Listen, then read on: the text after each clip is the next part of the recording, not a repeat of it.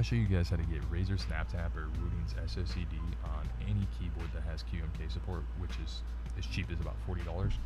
I have a K8 Pro, so I'm going to show you how to do it with my specific keyboard, but this would work with any QMK compatible keyboard. So what you're going to do is you're going to need to download these two softwares. You're going to need QMK Toolbox and you're going to need QMK MSYS if you're on Windows. So this tutorial is for Windows. I doubt anybody's using Linux here on this tutorial, but yeah.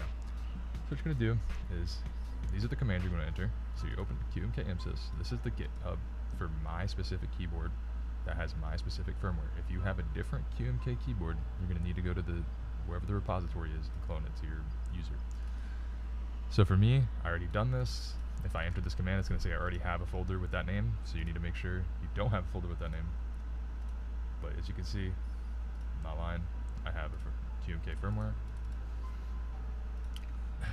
So what you want to do is after you do that, you're going to enter, you're going to go to that directory, and then you're going to check out the branch that your specific software or specific firmware is on. So once you check out that branch, then you're going to run the QMK setup if you haven't already, if this is your first time using it, which I'm assuming it is. And then you're going to run this command after you enter the script that I have. So this script is basically checking if you're letting go of A or D, it's going to release the other and go back to the previously held key.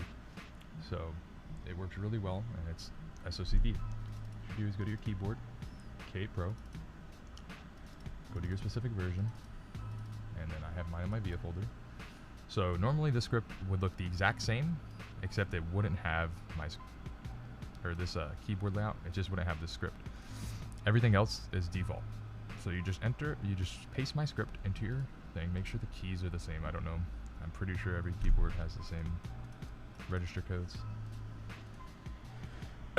So once you do that, you're going to come over here, save it obviously, and then you're going to run this command. Now the only thing you're going to want to change is your keyboard name and directory. So if you have a C1 Pro, you would do the same directory, be keycron C1, whatever the folder name is, and then that version of the keyboard, and then this is the folder name that has your key map in it.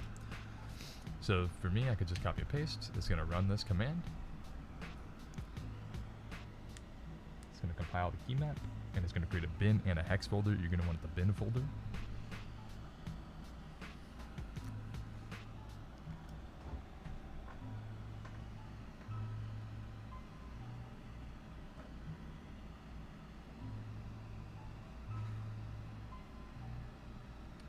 And once this is done, I'm going to go ahead and show you where it's going to be outputted at. So what you're going to do is come over to the .build folder, and it'll create a new folder here. So give it a second when it's done. Alright, so now that it's done, as you can see, it created a new folder here, just now. So what you want to do is you're going to copy this so it's easier to get to that directory. You're going to open Toolbox. You can now close QMK MSYS. You don't need it no more. And then this part, you're going to have to look at your manufacturer to figure out which MCU you're going to use and what works. Just, yeah, you could probably Google that for your specific keyboard. After that, you can click open, and because I already have it, but you can just paste it if you weren't in that directory, and you would select the one you just created. So make sure it's the correct one, do the bin file, and then I'm not going to do this right now because I already flashed my keyboard. But what you would do specifically for the K8 Pro is you would, first of all, reset your keyboard to the defaults by holding FN, J, and Z for 4 seconds. Your backlights will flash, and then that means it's reset to the default settings. Once you do that, you're going to unplug the cable, hold down the flash button under the spacebar while plugging it in, and then it will be in DFU mode. Then all you do is press flash, and you have SnapTap. So this is what it looks like. Holding A, I tap D, it immediately goes back to A. Just like that. W, S, S, W. It all works. So, if you guys have any questions, leave them down in the comments below, and I'll be sure to help you.